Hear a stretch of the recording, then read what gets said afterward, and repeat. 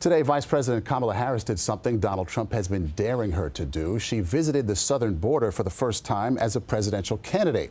The former president is critical of the Biden administration's handling of immigration, and Harris is using this trip to push back.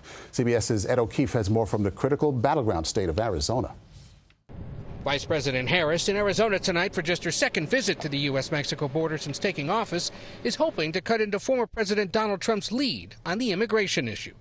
She's vowing to keep in place a recent Biden administration crackdown on asylum requests and has promoted herself as tough on cross-border crime.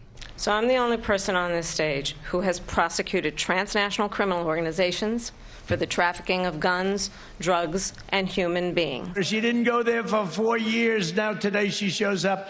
Trump, who's attacked Harris repeatedly on immigration, knows Arizona is key to victory in November.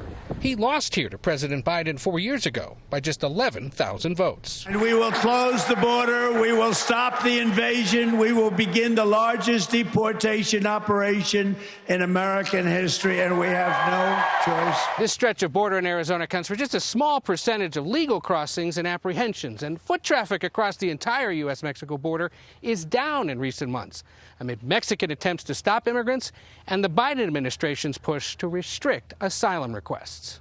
Here's what CBS's Adam Yamaguchi found this week along the Texas-Mexico border.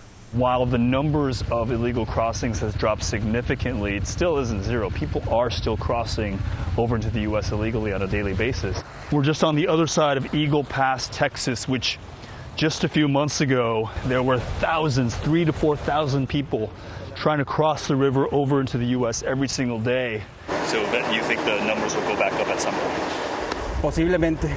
Despite slower traffic across the border, here in Douglas, Arizona, the Republican mayor tells us more enforcement help is needed.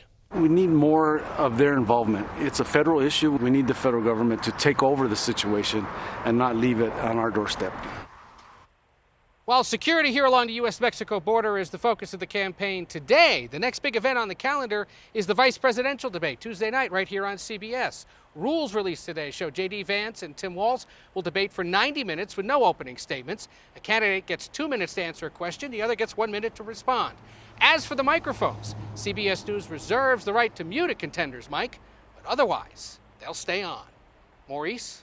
Ed O'Keefe on the border tonight in Arizona. Thank you so much.